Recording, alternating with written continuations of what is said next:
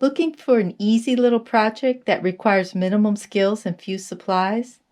Why not make yo-yos out of some of your fabric scraps and then glue them to greeting cards?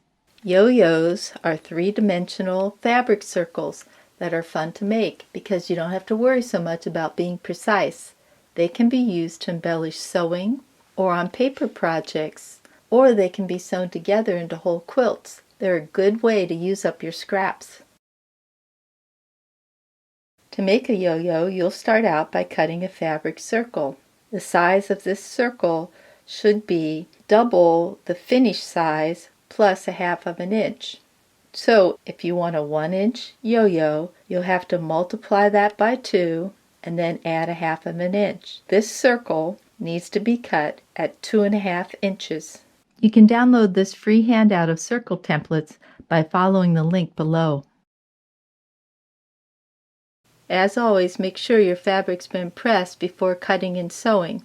Transfer your pattern on the wrong side of the fabric. Out your circle and turn to the wrong side. I'm using dark thread so you can see, but you'll want to use a matching thread. Make sure your thread's strong because you'll be tugging at it. I use a double strand just to ensure it's extra strong. Knot the end. Turn over about a 1/4 inch seam and hide that knot in between the seam allowance. Continue turning down that 1/4 inch seam. It doesn't have to be perfect, and start stitching to keep that seam allowance in place. Your stitches don't have to be small. As a matter of fact, they should be more like basting stitches. You can also thread the fabric onto your needle to go a little bit faster. Continue stitching in this manner until you've gone all the way around the circle. Then I like to add one more stitch at the end. Pull up your thread.